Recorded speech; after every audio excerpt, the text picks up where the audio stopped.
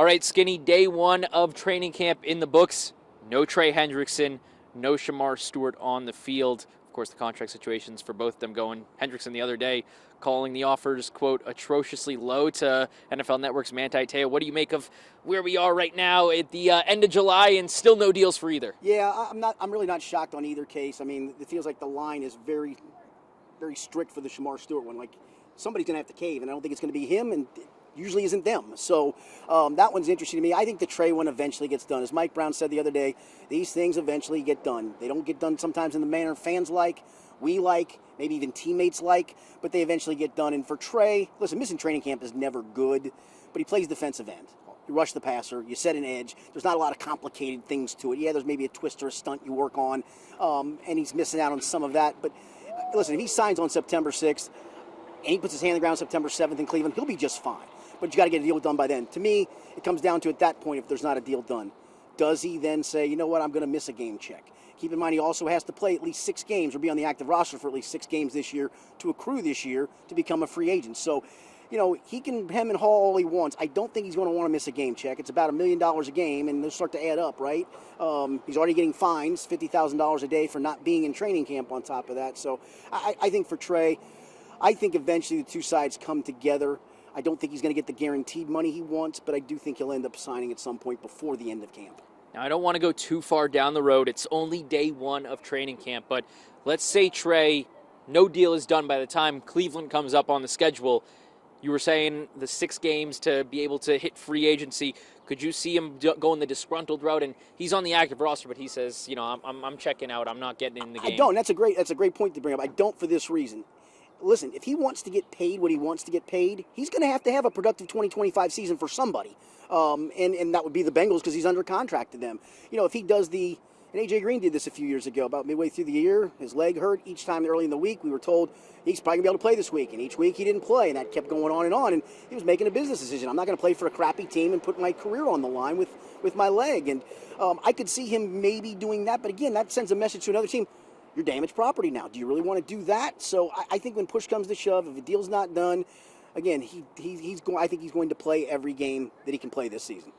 All right, well, with no Trey on the field and no Shamar on the field, there's a microscope on that edge position for the Bengals at training camp, and on 2 guys specifically that are on it, and it's Myles Murphy and Joseph Osai. What did you see out of them on day one of camp? Yeah, they were in the backfield a lot. Again, the pads aren't on yet. You can't tackle yet. You can't finish. That was the thing of Shamar Stewart, the whole you can't finish. So you like to see guys be able to finish.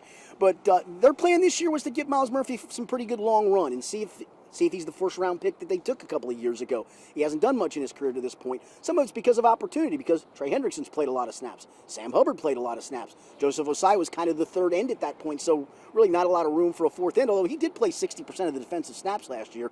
So it's time for him. I mean, I don't think the leash is going to be long. I think he's going to have to be productive right off the bat. The one thing he's going to get, obviously, in camp is opportunity and more opportunity. Guys like Cedric Johnson are going to get some more opportunity. He's technically the third end at the moment, a rookie late draft pick from last season. And I thought Joseph Osai honestly kind of finally found his niche last year. Last 7 games, he had at least a half a sack in 6 of them, 5 sacks in that time frame, and that's kind of coincided when his wrist started feeling better. He finally got healthy for the first time, and I think that Joseph Osai will be poised to have a double-digit sack season. Now, Zach Taylor, throughout the offseason, talked about getting off to a faster start. Of course, there's the 1-11 record in the first 2 weeks of the season. He's emphasized that they have to play better. Of course, there was a schedule change. 10 a.m. practice instead of the usual 2 p.m. To me, even though it's day one, I thought I noticed some more tempo, some more speed, some more emphasis on getting off to a faster start. I saw a lot of 1v1s over there. What did you see from that? Yeah, that's an interesting point too, because you get a lot of 1v2s or 2v1s depending on which way you're going. You do get some 1v1s, but it felt like that was 1v1, 2v2, 3v3 the whole day long in 11-on-11 or 7-on-7 periods. And I do think, listen, you want to acclimate to the heat at some point, and they will do that in the couple of weeks leading up to the Cleveland game with afternoon practices. But I think this is the right thing to do for now. I mean, Is it a minor change? Probably, right? But hey, if it's 15 degrees less when you're practicing, you have more juice when you're practicing, you're getting more out of practice as opposed to being gassed, then, I think it's a good thing when all is said and done. And listen, even if it puts that thought in your head that it's something different and you're just trying to change things for change's sake, that's fine then. You've done that. You've accomplished that. And so I think that overall you're still practicing the same amount of time, right? You haven't added time to the practice session. So it's still the same amount of time. It's just a different time of day. And I think it's, again, if it works for the psyche a little bit too, to say, hey, we're doing something different. Hey, let's embrace this. I mean, Joe Burrow even talked about, hey, now I can get a good lift in after this as opposed to lifting before practice and us not getting a full lift in because you don't want to wear yourself out for that afternoon hot practice. So I think it is a good change. And you see a lot of teams around the league have morning practices. And it looked like from day one that the defense needed this change because they dominated this day.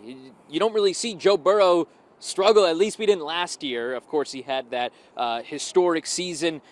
What did you see from the defense that really frustrated him and the offense? Yeah, I mean, it looked like that he was throwing to new receivers he'd never thrown to before, and those receivers were T. Higgins and Jamar Chase and the likes. I mean, he sailed one over T. Higgins' head that I haven't seen him sail in a long time.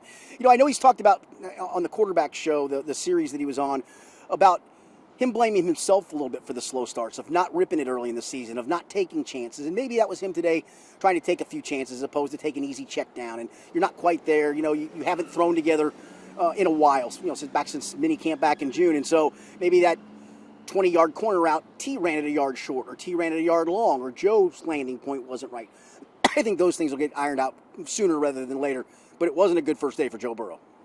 Last thing, your best performer from day one of Bengals Training Camp 2025. I'm going to go Demetrius Knight, the rookie linebacker. Again, they're not tackling, but, man, he was flying around. He was always around the ball. He was always where he was supposed to be.